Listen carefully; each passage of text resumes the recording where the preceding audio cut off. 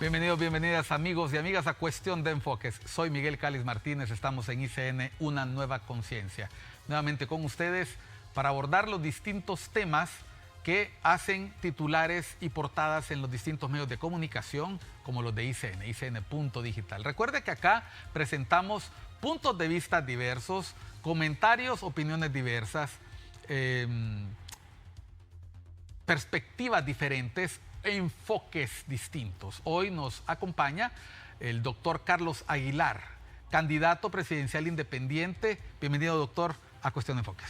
Muchas gracias, Miguel. Es un gusto estar en este interesantísimo espacio. Es primera vez que acompaño y realmente Cuestión de Enfoques. Un enfoque en nuestra candidatura, una candidatura independiente que viene a mostrarse como una alternativa frente al escenario político tradicional. Estoy convencido que Honduras se enfrenta a una coyuntura única en su historia. En ese sentido, esa enorme cantidad de personas, algunas encuestas hablan de más del 50% de hondureños y hondureñas que no tienen identificación con ningún partido político, pueden encontrar en este espacio ciudadano, en esta coyuntura independiente, una oportunidad de poder luchar para que Honduras salga adelante. Bueno, qué bueno que entramos en materia. Si usted se fija, no hicimos mayor preámbulo, entramos directamente a la presentación. No estamos incumpliendo en este momento ninguna normativa electoral, es sencillamente una comparecencia ante un medio de comunicación, no es un acto de campaña, pero nos llamó mucho la atención. Hasta hace poco el doctor Carlos Aguilar era funcionario del gobierno, es diplomático, yo puedo decirle embajador Aguilar, porque desde que un hondureño ocupa una posición de embajador en cualquier embajada, automáticamente adquiere ese título y ese título lo acompaña por siempre, igual que el de magistrado, igual que el de presidente. Hasta hace poco funcionario, director del Seguro Social. El doctor Carlos Aguilar ha hecho alusión a este tema de las encuestas. Le voy a pedir a producción que nos muestre los datos que el ERIC, y volvemos con esta encuesta del ERIC, es que en este país hay pocas mediciones y esta es una medición muy respetada, muy relevante. Esto fue lo que encontró el equipo de reflexión, investigación y comunicación de la Compañía de Jesús en El Progreso cuando auscultó a los hondureños entre febrero y marzo sobre sus preferencias políticas. Mire usted lo que estaba mencionando el doctor Carlos Aguilar. Estos datos no le gustan a los partidos políticos. No le gustan, pero es parte de una característica global. La gente ha perdido confianza en la política y en los políticos. Vea usted, esto no lo dice el doctor Carlos Aguilar, no lo dice Miguel Cáliz. Cuando fue consultada la población a principios de este año, en el primer trimestre, 56% de los hondureños y hondureñas encuestados dijeron que no le van a ningún partido, que no prefieren ninguno. Después usted puede ver los números ahí. El Partido Libertad y Fundación ha perdido en relación a hace 2 años más de 10 puntos. El Partido Nacional se ha recuperado aproximadamente 10 puntos. El Partido Liberal sigue ahí batallando con su descenso a cuestas. Y los demás, pues vea usted, son marginales, son menos del 0.5. A ese 56% le apunta Carlos Aguilar. Sin duda alguna, Miguel, creo que ese 56% que son millones de ciudadanos sufren un desencanto terrible. Y debo de decirlo también desde mi perspectiva, no solo como exfuncionario, sino también como un hondureño que me ha tocado participar, que me ha tocado trabajar en el sistema público de salud, por mencionar solo uno de los ámbitos más importantes, y probablemente encontraremos, si ahondamos en otros estudios de opinión, que el tema de la salud es para el pueblo hondureño uno de los temas más sensibles. Si en este momento usted hace una encuesta y amase a 1000 hogares, de esos 1000 hogares, probablemente 700 hogares, fíjese bien, Miguel, tendrán un hondureño enfermo. Es decir, que la cantidad de personas que en Honduras necesitan atención médica es altísimo, sin hablar del desempleo y la inseguridad. Quiere decir que con el paso de los años, este 56% ha perdido absolutamente toda confianza en los partidos políticos y en la clase política. Indudablemente este es un enorme reto, un enorme desafío, porque significa que aun y cuando los hondureños creemos en la democracia, nos sentimos desencantados de ella, porque los partidos políticos tradicionales, incluyendo el partido político que está en el gobierno, que es un partido de reciente formación, no ha logrado captar ese entusiasmo o esa adherencia o esa fidelidad, y los resultados que miramos en esta encuesta son realmente contundentes. Uno creería que este 56% va a simpatizar totalmente con una candidatura independiente, pero desde luego que esto no es así. Pero sin duda alguna hay un enorme espacio político, hay una situación, una coyuntura nunca antes vista en la historia política hondureña, y precisamente ahí es donde nace, luego del análisis y la reflexión, la decisión de buscar una candidatura independiente para no entrar en estos partidos políticos que, tal como lo muestra la encuesta, han tenido un declive histórico, mostrando cifras que antes en la historia política hondureña eran impensables. Doctor Carlos Aguilar, la última vez que un hondureño, un médico, gobernó Honduras fue con Ramón Villeda Morales. Y antes, Córdoba. El doctor Roberto Sazo Córdoba, es correcto. Y antes, se me había olvidado el doctor Sazo Córdoba, perdón. Por alguna razón lo Por olvidó. alguna razón lo vi, ¿verdad? Quizás no hay que recordar mucho ese gobierno. Bueno, el doctor Roberto Sazo Córdoba. Antes de él, Ramón Villeda Morales. Antes de él, Vicente Mejía Colindres. Y antes de él, Miguel Paz Barahona. Estamos hablando de una galería de médicos, algunos más ilustres que otros. ¿Es un médico el profesional que Honduras necesita ahorita y por qué? Sin duda alguna, el gobierno de Villeda Morales fue un gobierno revolucionario. Algunos piensan adelantado a su época, la fundación de la Segunda República. Y yo mismo, como exfuncionario de una institución creada hace 65 años, el Seguro Social, estoy convencido que la formación humanística del doctor Villeda Morales, sus encuentros con las corrientes sociales del pensamiento europeo de la década de los 30 del siglo pasado, indudablemente coincidieron para que este ilustre hondureño forjase ese gobierno del que todavía seguimos hablando. Y no me queda la menor duda de una situación muy específica que usted le acaba de mencionar, y es buscar la profesionalización de la política. En tanto nosotros no tengamos personas capaces, profesionales, en los puestos de dirección, en los puestos donde se toman las grandes decisiones en el país, Honduras nunca va a salir del subdesarrollo. Y usted véalo en un caso particular, hablando de los médicos. Si usted está enfermo, usted busca un médico, usted no busca un político para que le haga un diagnóstico.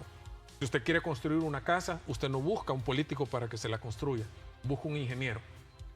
Y si nosotros hacemos una analogía a los gobiernos y a las personas que han ocupado estos cargos, rápidamente nos vamos a dar cuenta que a pesar del enorme talento humano que hay en Honduras, de la gran riqueza académica y cultural que hay, las personas con muy poca capacidad, sin experiencia, más respondiendo a una coyuntura política de favoritismo, han llegado a ocupar los principales cargos.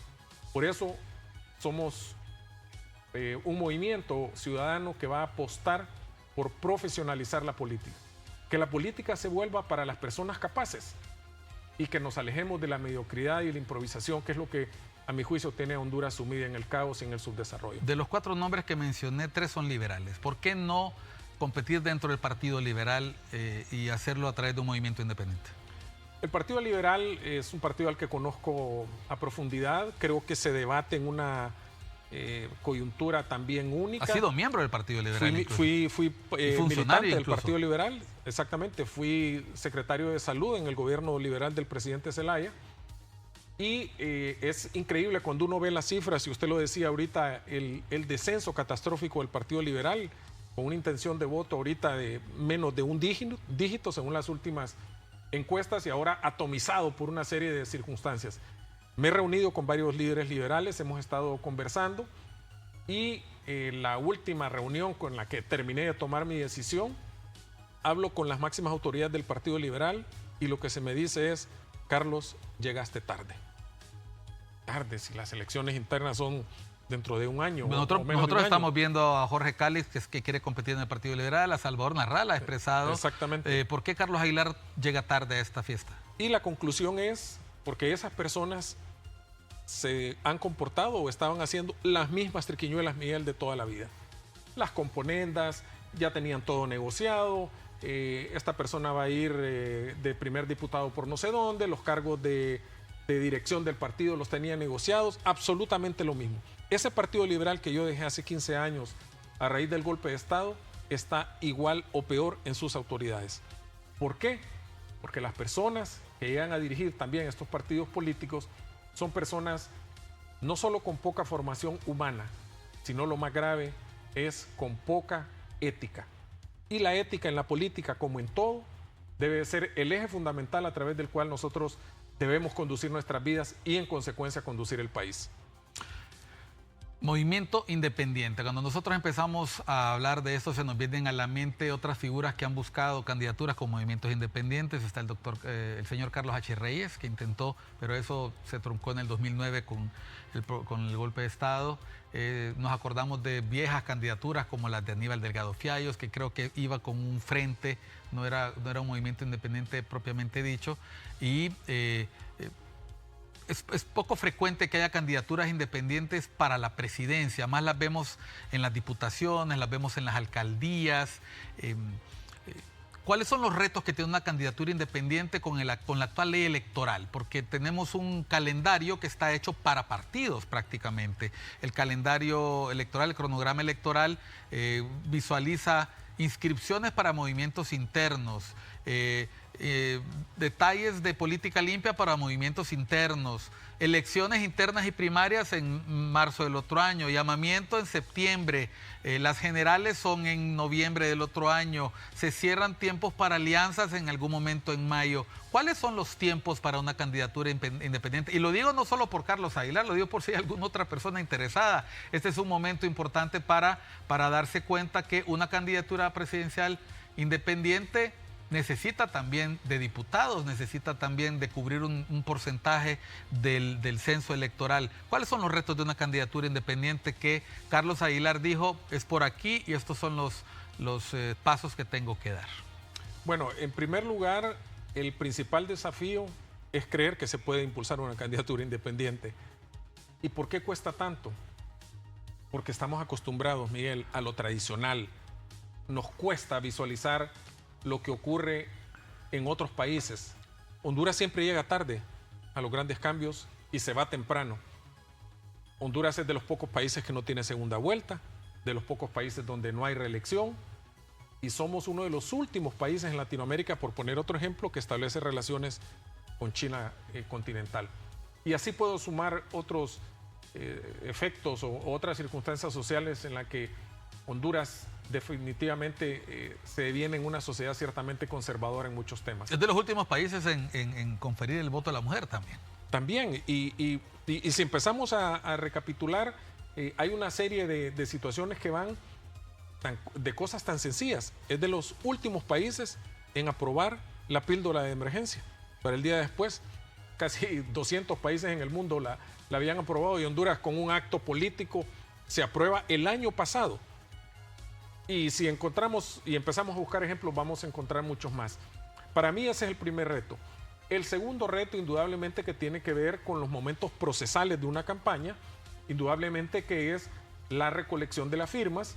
Es un aproximado de 90,000 firmas. Podemos ver el cronograma electoral que nos facilitaste. Por supuesto. Producción, el doctor nos facilitó, obviamente está en redes sociales, el cronograma para que cuando él vaya hablando, él pueda ir más o menos mostrando cuáles son esos momentos del cronograma electoral. Aquí tuvimos al consejero Kelvin Aguirre hablándonos de ese cronograma electoral que tiene varios desafíos también por parte de las autoridades electorales. Uno de los más importantes es contar con el dinero a tiempo, contar con ese dinero a tiempo. Bueno, aquí están los bloques, usted puede ver ahí los colorcitos, ahí con los colorcitos nos vamos a ir guiando. A ver, ¿cuál es el que mejor nos sirve? Vamos a ver, el doctor Carlos Aguilar se los conoce muy bien. Aquí está el que tiene meses.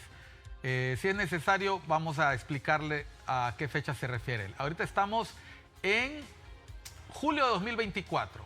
Entrega a partidos políticos de los listados a cargos de elección popular por nivel electivo. Este momento que estamos a un par de días o de semanas de que el Consejo Nacional Electoral lo anuncie, esta institución entrega a los partidos políticos y a todas las instancias interesadas el listado de los cargos a elección popular. ¿Por qué esto es puede sonar tan obvio? Pues simple y sencillamente porque en algunos lugares, en algunos municipios, el número de regidores ha variado de acuerdo a la población que cada municipio tiene. Entonces, a estas alturas, el Consejo Nacional Electoral dice, por ejemplo, la municipalidad de San Buenaventura, el cargo de elección popular es el alcalde municipal y 6 regidores. El mínimo es 6, el máximo es 10, ¿no? Exactamente. Y entonces hay municipios que eso se ha ido moviendo de acuerdo a la población. Y aquí vale la pena también hablar del caso de los diputados. Aun y cuando Honduras tiene en su ley electoral una contradicción con la Constitución de la República, porque de acuerdo a lo que manda la Constitución, muchos departamentos deberían de tener menos diputados de los que actualmente elige y otros deberían de tener más diputados. El caso más evidente es el departamento de Cortés. Porque la ley electoral manda a revisar esos cocientes en cada proceso electoral. Vamos a ir a una pausa porque como nos vamos a meter en los detalles del cronograma, a mí me gustaría que no tuviéramos que cortar y perdernos este momento, porque es una explicación de cómo va a ir operando el proceso electoral, tanto para una candidatura independiente, pero también para los partidos políticos. Sí, ya estamos hablando de elecciones, ya estamos en julio, llegó julio, como dicen los memes, y viene con mucha política. Volvemos después de unos mensajes con el doctor Carlos Aguilar, candidato presidencial independiente, acá, por ICN, Una Nueva Conciencia.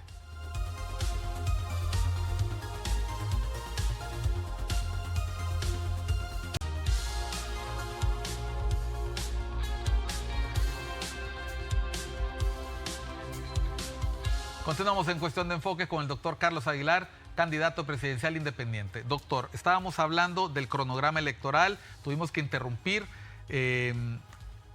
Ya julio viene con política. Los partidos tienen que recibir los listados de cargos de elección, algo como mencionaba el doctor, parece muy obvio, pero es que hay que decir cuántos cargos. Son 298 corporaciones municipales, 298 corporaciones municipales en las que tienen que presentarse listados para alcalde, vicealcalde o vicealcaldesa y de 6 a 10 regidurías. Y tenemos 128 diputados, propietarios y suplentes. Y además candidato presidencial, candidatos a designados y candidatos a el Parlamento Centroamericano. Esto para los partidos que van a primarias. Efectivamente. El llamado, mejor dicho, el Consejo Nacional Electoral indudablemente trabaja en función de lo tradicional y en este caso son los partidos políticos inscritos, que también aquí hay otro tema importante y es que se espera que en los próximos meses la inscripción de nuevos partidos políticos que han estado trabajando, presentando su documentación se pueda ver cristalizado y es ahí donde veremos realmente el número de partidos políticos que van a participar y desde luego se habrán otras candidaturas independientes. Y en este sentido vale la pena señalar que lo nuestro es una candidatura presidencial que es, valga el juego de palabras, independiente, por ejemplo, si un diputado quiere lanzarse solamente como un proyecto político independiente es también decir, del candidato no lleva presidencial. planillas de diputados. No van planillas de diputados. Esa es una de las características de la candidatura presidencial. Que dicho sea de paso, es un fenómeno político que también se ha visto en otros países y que a nosotros, justamente con los ejemplos que usted ponía, resulta extraño porque no estamos acostumbrados a eso. Por eso la decisión de presentar esta candidatura con ese inicio que miramos aquí en la campaña, en la pantalla, perdón, de ese 56% es realmente una cantidad, una cifra abrumadora que estoy seguro será objeto de mucho análisis para entender también por qué ese porcentaje tan elevado y que eventualmente podrían estar apoyando una candidatura no tradicional, en este caso una candidatura independiente. Veamos el cronograma, producción. Entonces, julio es un momento importante para los partidos. Luego finaliza el plazo de actualización domiciliaria para elecciones para efectos electorales, finaliza el plazo para la autorización de inscripción de nuevos partidos políticos, que es lo que estaba mencionando el doctor Aguilar. En septiembre de 2024 vamos a saber si vamos con los partidos que conocemos y se terminan de desinscribir los que no lograron el umbral electoral en las últimas elecciones, que hay partidos importantes ahí como la UD, el FAPER, el mismo Alianza Patriótica, aunque empieza a imponerse un criterio por ahí que no está en la ley, de que si un partido logró alguna alcaldía o logró un regidor, al menos un regidor, pues mantiene su inscripción, lo cual deja abierto ese montón de partidos que fragmenta de hecho el sistema político partidario. Pero vea usted, las candidaturas independientes van a tener su momento clave, según lo que nos estaba anticipando el doctor Aguilar, en julio del próximo año, así es.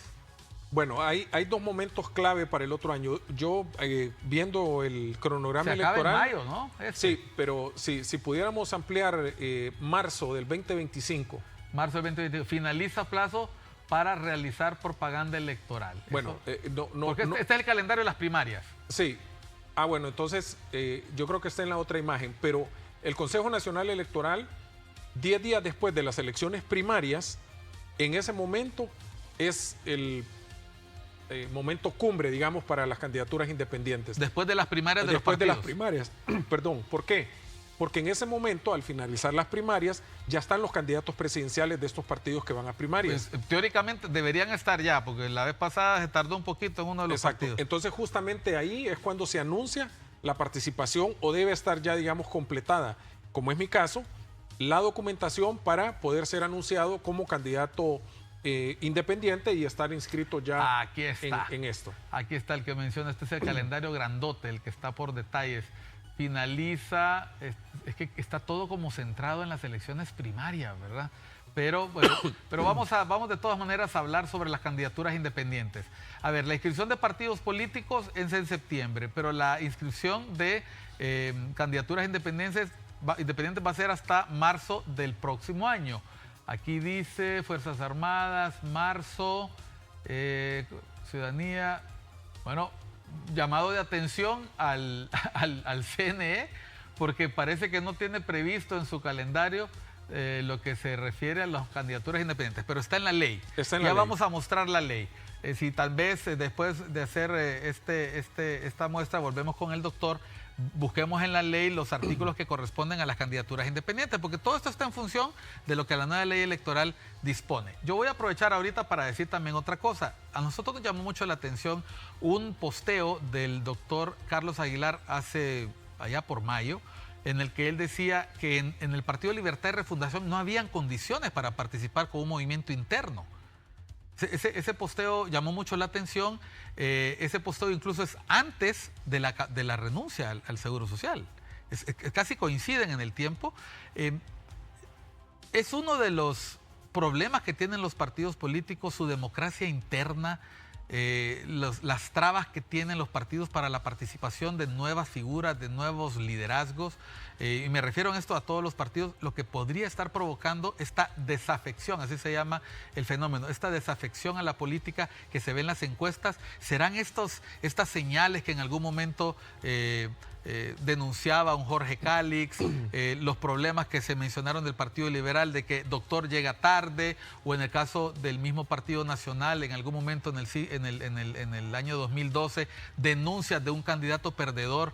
Pasó también en Libertad y Refundación, de que hubo fraude y que no se investigó adecuadamente, porque todas estas denuncias, tanto en el Partido Nacional, en el Partido Libertad y Refundación, en las elecciones primarias de 2017 e incluso en el Partido Liberal, los candidatos que pierden denuncian irregularidades, pero nunca pasa nada. Pareciera como que los partidos esconden sus pecados debajo de la alfombra, por no decir otra palabra. Efectivamente, la democracia en general es una palabra utilizada sin piedad muchas veces, pero para practicar la democracia se tiene que ser demócrata, Miguel. Y en ese sentido creemos, sin duda alguna, que los espacios de participación son reducidos cuando la institucionalidad partidaria toma una decisión y se decanta por una candidatura.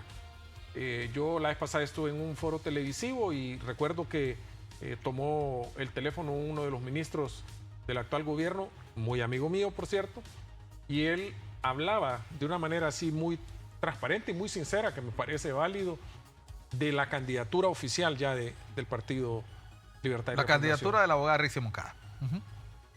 Faltan, ¿cuánto para las elecciones primarias? Y sin embargo... 9 meses. Exactamente. Sí, 9 meses. Y sin embargo ya se habla de eso. Entonces, las posibilidades de participar de manera, digamos, equitativa, con condiciones democráticas, homogéneas, es virtualmente imposible. Frente a eso, tomo la decisión de anunciar esta candidatura independiente, aun y cuando los desafíos, los retos que implica esto, denoten un enorme esfuerzo de estrategia, de estructuración, de recursos financieros. Yo creo firmemente que Honduras se va a enfrentar, o nos encontramos ya inmersos en un escenario político inédito, donde nunca como antes la desafección, tal como usted lo explicaba, del pueblo hondureño frente o con las instituciones políticas había alcanzado niveles tan elevados. De tal manera que la posibilidad de participar en un proceso electoral primario lo veo pues sumamente difícil, yo diría casi suicida en las condiciones actuales, y no tendría ningún sentido exponerse a un proceso donde las condiciones no son las apropiadas. ¿No cabe la posibilidad más adelante, una vez que se consoliden las candidaturas de cada partido, después de las primarias en marzo, en el Partido Nacional, en el Partido Liberal, en el Partido Libertad y Refundación, que prácticamente es un partido cantado, ¿no? Porque no se ve la posibilidad, con todo el respeto que le tenemos al diputado Russell Tomé, o sea, está contra la maquinaria del partido, ya no hay candidato, Jorge Cálix se fue para otro lado, está compitiendo sola la candidata Moncada, la precandidata Moncada. ¿No cabe la posibilidad más adelante de que Carlos Aguilar se sume en alianza a alguno de los partidos políticos, o eso es algo que no está visualizado en la estrategia de Carlos Aguilar? Bueno, el escenario político y la escena política es muy incierta. Creo que el ejemplo más evidente es lo que está pasando en el Partido Liberal, donde están llegando otros candidatos para buscar un espacio. Ni siquiera se sabe todavía cómo va a terminar esa elección primaria.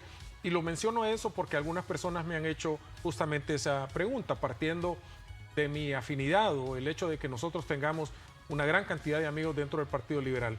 Creo que este es un momento donde mi principal preocupación no es pensar en una alianza, sino en fortalecer mi propia candidatura, este movimiento ciudadano, este nuevo espacio de oportunidades para la política hondureña. Y desde luego no soy ajeno a la escena política de las otras instituciones. Hemos empezado una serie de conversaciones con líderes de los diferentes partidos políticos, y desde luego la política permite justamente eso, poder conversar, poder llegar a acuerdos y encontrar espacios de afinidad, y en ese sentido, desde luego, quienes nos consideramos demócratas no tenemos ningún problema en podernos sentar a conversar sobre coincidencia en principios y en objetivos, y en este caso pues indudablemente vamos a estar dispuestos a conversar con quien sea necesario. En un minuto vamos a pausa para ir a nuestro segundo corte. ¿Cuál es el nombre? ¿Cuál va a ser el membrete que va a tener la candidatura de Carlos Aguilar? ¿Tenemos ya un nombre? Todavía no, Miguel, estamos trabajando en eso. Eso es algo que nos preguntan, que ¿por qué es lo tradicional? Porque has dicho Movimiento Ciudadano. El Movimiento Ciudadano es más conceptual que una marca. ¿Y por qué es lo tradicional? El nombre, me preguntan, Carlos, ¿cuáles van a ser los colores que vas a usar? ¿Cuál es tu eslogan? Toda esa serie de cosas que son, claro, parte muy importante. Pero es más importante en este momento definir y cohesionar esta candidatura independiente, y pronto estaremos anunciando todos los detalles que tienen que ver justamente con nuestra identidad de cara a la publicidad o a la estrategia electoral, y eso lo vamos a anunciar en su momento apropiado. Bueno, después de una pausa vamos a conocer cuáles son las propuestas, los puntos de vista de Carlos Aguilar antes de retirarse de su posición en la dirección del Seguro Social. Mostró su insatisfacción por la lentitud y la falta de decisión para la construcción de una serie de obras que se habían ofrecido. Luego salieron varios funcionarios a dar pretextos, a dar sus explicaciones, pero ya la suerte estaba echada. Ya para ese momento el doctor Carlos Aguilar había decidido renunciar a su puesto y buscar otros derroteros. Este fue el posteo con el que el doctor Carlos Aguilar se retiró, y con este posteo nos vamos a ir a mensajes. Déjenme el posteo, espérense, no nos saquen todavía. No toleraré ningún acto de corrupción. Desde que asumí la dirección ejecutiva del Instituto Hondureño de Seguridad Social, resalté que mi principal objetivo es hacer una gestión de total transparencia. Vine a transformar el Seguro Social y a garantizar atención de calidad y con calidad a los derechohabientes. Al volver, ¿tuvo apoyo o no tuvo apoyo Carlos Aguilar? Porque una de las cosas que dijo que más lo decepcionaba había sido eso, la falta de apoyo. Y la respuesta vino, es que no se llevaba bien con la Junta Directiva. Ya volvemos.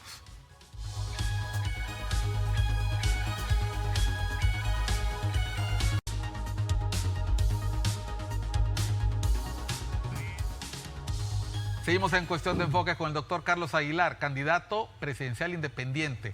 Antes de irnos a la pausa, mostrábamos el posteo del doctor Aguilar y él decía, no más corrupción en el IS, hasta aquí. Y todo eso se da en el contexto de denuncias de actos de corrupción en la zona norte y en otras zonas del país dentro del Instituto Hondureño de Seguridad Social. La respuesta oficial fue unificada. No es así. Es que al doctor no se le da muy bien la comunicación con su junta directiva.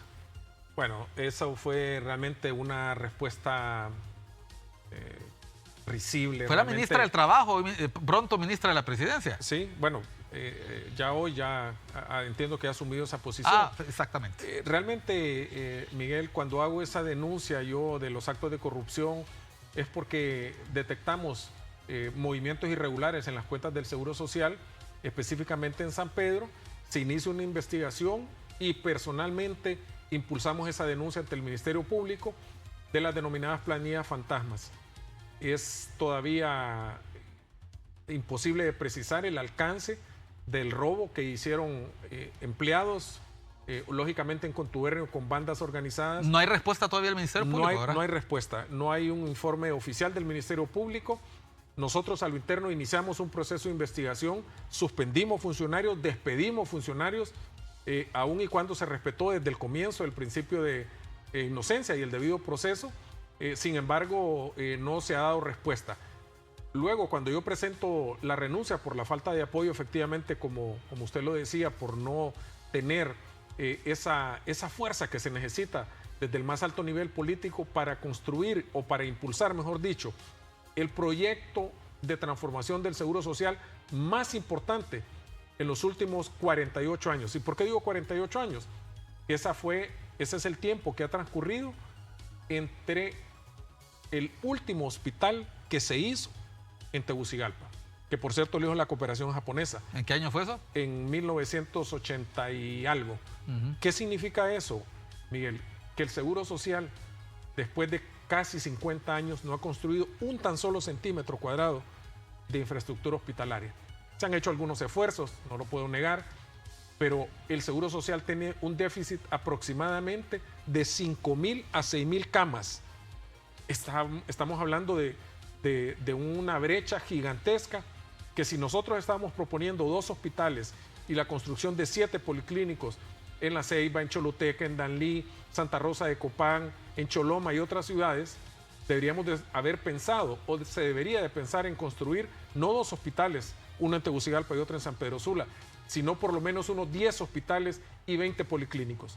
El Seguro Social tiene presencia en apenas el 7.8% de los municipios de Honduras. A pesar de ser la seguridad social un derecho universal, un derecho humano universal. Y además que es un mandato constitucional, que es el Seguro Social quien debe rectorar la protección social en Honduras.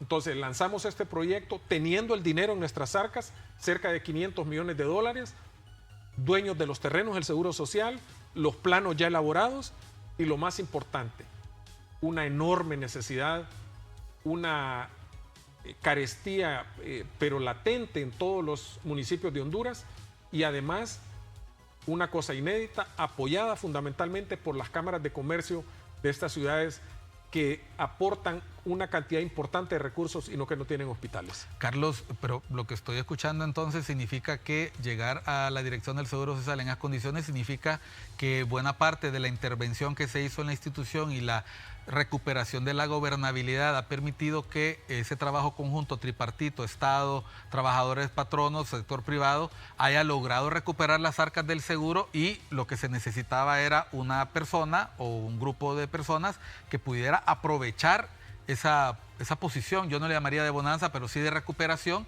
para que la institución pudiera brindar el servicio que se necesitaba. No era eso algo bueno para el gobierno, no era bueno para la refundación, no era algo positivo para un país donde se están viendo indicadores de desconfianza en la gestión gubernamental, o es que era un mérito que solo podía llevarse alguien más y no el doctor Carlos Aguilar. Bueno, esa expresión de ser incrédulo frente a lo que estamos planteando ahorita, nosotros también lo vivimos. De hecho, en mi documento de renuncia, yo hablo y expreso que sorprendentemente encontramos resistencia en el más alto nivel político para impulsar este proyecto. Hubo algunas cosas que es difícil poderse abstraer de ellas, y es que nosotros anunciamos como parte de nuestra propuesta que la construcción de los hospitales las iba a llevar a cabo una agencia de Naciones Unidas con una licitación pública internacional, que no íbamos a permitir empresas de maletín que nunca han construido un hospital y que muchas veces por componendas políticas o favoritismos se dedican a hacer las obras del Estado. Eso nosotros no lo íbamos a permitir, y entenderíamos que probablemente estas posiciones nuestras causaron algún resquemor, y eso fue la razón por la que nosotros nos dijeron no más con los hospitales. Doctor, encuentro algo interesante aquí. Encuentro cierta similitud a las trabas que tuvo el doctor Mateu con el mismo tema. Construir hospitales es uno de los desafíos más importantes de este gobierno, es una de las promesas y ofertas más importantes de este gobierno, pero tampoco al doctor Mateu se le permitió construir hospitales, cuando es una de las necesidades más importantes tener estos centros de referencia. ¿Por qué esta resistencia a la construcción planificada de instituciones de salud, habiendo suficiente tiempo, habiendo la mirada, la visión de las autoridades designadas, porque tengo entendido personas de mucha confianza de parte de la presidenta Castro y de la estructura de gobierno? ¿Por qué, siendo una necesidad tan sentida, habiendo los recursos, existiendo la planificación y teniendo la mirada clara, no permitir que los funcionarios lleven adelante estos proyectos? Bueno, yo quisiera encontrar en esa pregunta una respuesta más reflexiva, y usted lo planteaba al comienzo. ¿Acaso la salud es prioridad? ¿Acaso la salud significa para los gobernantes que hemos tenido un verdadero compromiso? ¿Estarán conscientes de lo importante que es para un pueblo tener salud? ¿Acaso no entenderán que teniendo salud se puede romper el círculo de la pobreza? ¿Acaso pensarán que es más importante, no sé, construir aeropuertos, cárceles y dejar la salud relegada? Yo pienso que ahí hay mucho de... Canchas de fútbol. Canchas de fútbol, ese es un buenísimo ejemplo. Se han invertido millones de dólares en estas canchas, y creo yo que aquí hay como una falla de origen a no considerar la salud una de las cosas, si acaso no la más importante para un pueblo. Después de escuchar toda esta explicación, porque dijimos, vamos a escuchar las propuestas del doctor Carlos Aguilar, me nacen dos inquietudes. ¿El doctor Carlos Aguilar viene a sanar al pueblo, o el doctor Carlos Aguilar es un nuevo candidato anticorrupción? Bueno, yo creo que la ética, como dije al comienzo, debe ser el eje central alrededor del cual debe girar no solo una acción política, sino la vida misma del ser humano. Es indudable que la corrupción ha llevado a Honduras a situaciones dramáticas. Es indudable que esos altísimos niveles de corrupción que han arrastrado al país a tener instituciones prácticamente desmanteladas ha llevado también a Honduras a la pobreza. Y en este caso, nuestra propuesta en construcción de los hospitales y el poco apoyo, indudablemente hay una especie de renuncia-denuncia en mi caso. O sea, hago una renuncia y denuncio por qué. Y eso indudablemente está vinculado precisamente al manejo oportuno de los fondos. Por otro lado, creo que la posibilidad de darle a Honduras un respiro, de los partidos políticos, un respiro de la clase política, está íntimamente ligada con mi visión que tengo como médico y como neumólogo, que soy especialista en enfermedades respiratorias, porque necesitamos oxigenar la política hondureña.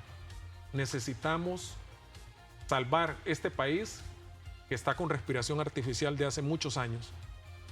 Y la salida es darnos un respiro de lo tradicional, de quienes han llevado a Honduras a donde está.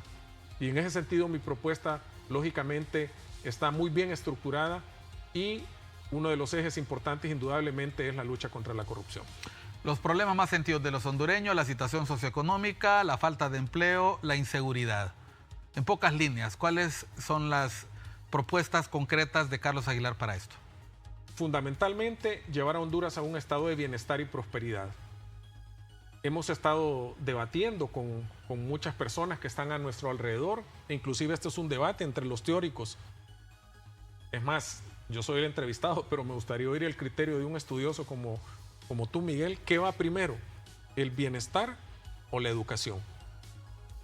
Es fácil decir, no, es que un pueblo si no es educado no puede tener bienestar. Sí, pero un niño que no va alimentado, que no va en buenas condiciones físicas, ¿cómo puede aprender? ¿Qué queremos? ¿Un pueblo educado con hambre? Entonces, es llevar rápidamente a Honduras a un estado de bienestar y prosperidad. Si nosotros no logramos que nuestra gente acumule riqueza, vamos a seguir inmersos en ese terrible círculo de la pobreza. Entonces, necesitamos dar todas las condiciones para que la gente pueda acumular riqueza. ¿Qué significa acumular riqueza? Que seamos capaces de no solo recibir nuestro salario, sino que eso nos permita, con ese dinero, con ese esfuerzo que los trabajadores, que los campesinos, que los obreros, que las personas que trabajan 3, 4 horas o 2 horas, que trabajan a tiempo parcial, y indudablemente soy de los que cree que el empleo por horas es algo que hay que voltear a ver de nuevo, porque somos un país que no tiene la posibilidad de brindar tantas oportunidades, y el empleo por hora me parece que debe ser una circunstancia que tenemos que revalorarla, brindar esas condiciones para que la gente pueda empezar a generar riqueza. En las condiciones actuales, una pareja joven, Miguel, jamás, nunca va a poder ser propietario de una vivienda digna. ¿Por qué? Porque los salarios son muy bajos y porque el acceso al dinero es extraordinariamente caro. Se han hecho esfuerzos, pero no han sido suficientes. Creo que el Estado de Honduras debe replantearse completamente sus políticas y empezar a definir de una vez por todas sus prioridades. Honduras es un país que tiene demasiadas necesidades, pero entre toda esa miseria en la que nos debatimos, tenemos que decidir qué es lo más importante. Y para mí lo más importante es la prosperidad. Que las personas puedan vivir y alcanzar ese grado de desarrollo que nos permita empezar a ser un país competitivo. Siempre volteamos a ver y ponemos de ejemplo lo que ocurrió en los países del sudeste asiático, con muchas características similares a Honduras, y son ejemplos en los que nosotros debemos de inspirarnos. Y para mí esa debe ser el eje fundamental de una política. Posteriormente o paralelamente vienen desde luego otros esfuerzos. El tema de la inseguridad. ¿Y por qué hablo de este orden? Porque antes, todavía 5 o 10 años, cuando se hacían estudios de opinión, el principal tema era la seguridad. Eso ha ido cambiando por muchas razones. O nos hemos acostumbrado o nos hemos resignado a que así va a ser, pero ahora lo más importante para la gente es la prosperidad. Bueno, está escuchando usted de la boca misma del candidato Carlos Aguilar, candidato presidencial independiente, su pensamiento, su punto de vista, sus enfoques sobre la política y lo que piensa hacer una vez que llegue a la presidencia. Volvemos después de unos mensajes a Cuestión de Enfoques. No nos cambie.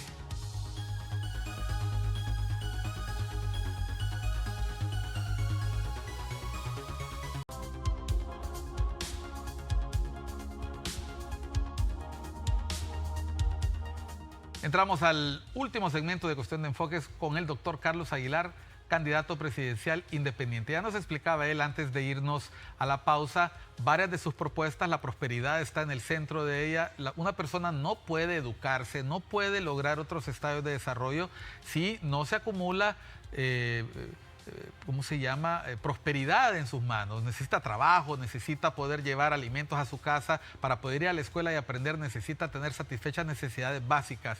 Y ese es el reto que él ha asumido como candidato presidencial independiente. Veamos lo que dice la ley, porque vamos a apoyarnos en la ley electoral, la nueva ley electoral de 2021, aprovechando que está aquí el doctor Carlos Aguilar, para hablar un poquito de los retos que tiene en materia legal.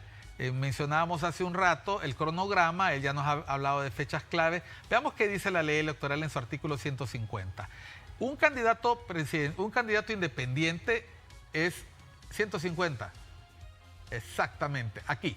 Las candidaturas independientes son una forma de participación temporal mediante la cual los ciudadanos se postulan para cargos de elección popular desvinculados de los partidos políticos legalmente inscritos. Y luego dice, pueden postularse candidaturas independientes para presidentes designados a la presidencia de la República, para cualquier planilla departamental de diputados propietarios con respectivo suplente al Congreso Nacional y para la fórmula de la corporación municipal. Y luego vienen las condiciones de participación. Para la presidencial es indispensable inscribir la candidatura a presidente de la República y a los cargos de designados. Y luego empieza a hablar de cada uno de los niveles, con lo cual lo que estamos es repitiendo lo que nos dijo el doctor. Él no necesita necesariamente llevar una planilla de diputados, como tampoco lo necesita un diputado que va en candidatura independiente de presentar una planilla presidencial o de la alcaldía de algún municipio donde está su participación. Y luego en el 153 nos habla de los requisitos previos a la solicitud de inscripción. Luego nos dice cuándo se inscribe, un poquito antes, arriba, si quieren váyanse un poquito arriba al 152. Dice, la ley debe solicitar al Consejo mediante apoderado su inscripción dentro de los 10 días calendarios siguientes a la convocatoria de elecciones generales, que es lo que mencionábamos, ¿no? Sí. Entonces, nos vamos a salir de la ley. En este momento tenemos al doctor Carlos Aguilar aquí, pero sepa usted que si él quiere competir como candidato presidencial, tiene que tener 3 designados. ¿Ya están escogidos esos 3 designados? Hemos pensado en algunas... Tiene que ser 2 designadas por lo menos. Exactamente, 2 mujeres y un varón. Hemos pensado, por supuesto, desde ya en algunas personas, pero eso pues lo anunciaremos en su momento. No se puede destapar los gallos ahorita. Todavía no. Okay. No ha llegado el momento, pero es muy importante, Miguel, porque muchas veces la gente dice, bueno, ese candidato, pero las personas que lo rodean son las mismas, son los mismos narcos, son los mismos corruptos, son los mismos de siempre. Y yo creo que la gente tiene razón, Miguel. Cuando usted ve personas que no son de su simpatía, porque han participado anteriormente en actos que todo el mundo sabe que han sido ilegales, uno inmediatamente siente ese rechazo. Y yo creo que las personas buenas solo nos podemos juntar con personas buenas. No existe otra posibilidad. Y en ese sentido nos tomaremos el tiempo necesario para compartir y seleccionar a estas personas que quieran asumir este reto con nosotros. Y estoy segurísimo que vamos a encontrar a los perfiles adecuados. Creo que el hecho de que sean 2 mujeres es una situación que a mí me llama mucho la atención y lo veo muy positivo, precisamente porque la participación de las mujeres debe ser cada día mayor, siempre y cuando haya capacidad y honradez. Gabinete en la sombra, vamos a poder ver cuando la campaña arranque, cuando se visibilice la candidatura, quiénes son el grupo que acuerpa la candidatura independiente, porque un presidente, además de designado, necesita un gabinete, por lo menos 16, 18 perfiles del más alto nivel, sin contar las instituciones descentralizadas. Sí, a mí me gusta ese estilo, Miguel. Me gusta cuando los candidatos anuncian quiénes los van a acompañar. Hay algunas personas que no les gusta eso porque, es que vamos a perder la simpatía de X o Y sector. Lo vamos a quemar. Lo vamos a quemar. Y a mí me parece que es importante, digamos en el caso del sector empresarial y de la ciudadanía en general, ¿acaso a uno no le gustaría saber quién va a estar a cargo de las finanzas de la República? ¿Quién va a estar a cargo de la recaudación de los impuestos? ¿Quién va a estar a cargo de la seguridad de Honduras? ¿Quién va a estar a cargo de la salud del pueblo hondureño? Me parece importantísimo. Y yo particularmente me decanto por este estilo de mostrar a las personas que me van a acompañar. E indudablemente pienso que Honduras tiene un enorme talento humano y que hay muchísimas personas preparadas que, aunque siempre lo decimos, es la realidad. Muchos altos perfiles no les gusta participar en política porque es entrar a la vorágine de un partido político con las mismas mañas, con las mismas costumbres, con las mismas zancadillas. que se necesita incluso para candidaturas aportar dinero. Hay candidatos, por ejemplo, alcalde, que para poner un primer regidor cobran una cuota, que de acuerdo a la importancia de la alcaldía, así es el valor que se paga. Y nosotros creemos que eso le ha hecho un enorme daño a la política hondureña y al gobierno y a la sociedad hondureña, porque no es a través del dinero que se debe llegar para gobernar. Nos quedan 4 minutos. ¿Cómo piensa el doctor Carlos Aguilar financiar esta campaña? Estamos hablando de trasladarse a los 298 municipios del país, a los 18 departamentos, donde hay distintas condiciones. Algunos solo se puede llegar en pipante, en otros solo se puede llegar en avión, en otros solo se puede llegar en helicóptero. ¿Cómo piensa hacer el doctor Carlos Aguilar para poder llevar a su equipo y su propuesta a todo el país? Tomando en cuenta de que la campaña tiene una fecha de inicio precisa, pero eso no impide que los candidatos se desplacen. Hemos visto a la candidata del partido oficialista haciendo conversatorios, ¿verdad? Hemos visto a quien competía con ella haciendo encuentros. Está todavía en debate hasta qué punto la ley electoral permite estas actividades cuando son con tanta afluencia. Claramente tienen que pedir permiso a las alcaldías, tendrían que estar declarando recursos a la unidad de política limpia, a la unidad de financiación de partidos y candidatos. ¿Cómo piensa hacer Carlos Aguilar para llevar adelante todo este proceso que es de bastante complejidad, rigor y no digamos gasto? El tema de los recursos financieros siempre es un tema en la política. Hemos visto tanto en el nivel nacional como en otros países cómo el financiamiento de las campañas políticas se puede ver en problemas cuando estos dineros son de origen ilícito. En nuestro caso hemos definido una estructura interna dirigida y manejada por profesionales altamente capaces que nos van a ayudar a encontrar esos recursos financieros. Indudablemente, en el caso nuestro, al no estar en una estructura partidaria tradicional, estamos trabajando con gente que simpatiza con nuestro movimiento, que simpatiza con nuestro perfil, y hemos empezado ya a encontrar eco en algunos espacios empresariales, gente cercana, amigos, que estamos seguros que vamos a poder hacer frente a este desafío. Además, otra cosa, Miguel, las campañas políticas han cambiado mucho. Antes los grandes esfuerzos para un spot televisivo eran lo que significaba el mayor esfuerzo financiero.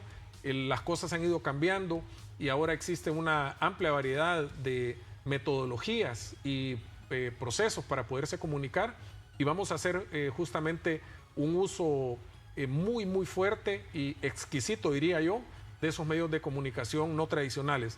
Estamos hablando del activismo digital, de los medios no tradicionales, que nos van a permitir llegar a todo el país. Antes era casi que una tradición recorrer hasta el último rincón de Honduras, con las enormes dificultades que eso significa. Ahora las cosas se han movido y ya no es tan preciso hacer lo que siempre se ha venido haciendo de manera tradicional, buscando, repito, la presencia a través de redes sociales y medios no tradicionales. ¿Apunta la candidatura de Carlos Aguilar a todas las personas, independientemente de las simpatías que hayan tenido en el pasado, o solo a independientes? Es una candidatura independiente, independientemente de los partidos políticos a los que hemos pertenecido. Yo soy un ejemplo claro de ello. Y muchas de las personas que están trabajando conmigo en este proyecto son personas, algunas con una clara y dilatada militancia en algunos de los partidos políticos tradicionales, y muchísima gente que se ha decantado, que se ha ilusionado con la posibilidad de encontrar un nuevo espacio político. Por supuesto que este movimiento ciudadano es un espacio donde cabemos absolutamente todos, siempre y cuando coincidamos en esos principios de honradez, de profesionalismo y sobre todo del amor a Honduras. En un minuto, mensaje final a nuestra audiencia. Bueno, Miguel, muchísimas gracias por esta invitación. Me he sentido muy cómodo. Creo que siempre conversar con un comunicador nato como es Miguel nos da la oportunidad de poderle decir a la gente: esto es un movimiento independiente que va a hacer historia en Honduras. Vamos a irrumpir en la escena política con propuestas absolutamente innovadoras, con una manera de comunicarnos completamente diferente a lo tradicional. Y a las personas que nos están viendo y escuchando, decirles que hay que creer en una nueva Honduras, que es necesario que nos demos un respiro de los políticos de Honduras, que necesitamos oxigenar la política hondureña. Por eso los invito a que nos demos un respiro por Honduras. Gracias, doctor. Éxitos en ese proceso, en ese proyecto que, como él mismo lo ha reconocido, no es sencillo, pero que encuentra un terreno fértil en la decepción que tienen los hondureños, las hondureñas en los partidos políticos, en la actividad política, y precisamente porque no se han brindado respuestas adecuadas a los problemas de hondureños y hondureñas. Esto fue Cuestión de Enfoques. Gracias por su atención. Siga disfrutando de la programación de ICN, Una Nueva Conciencia. Miguel Calix Martínez les dice hasta pronto.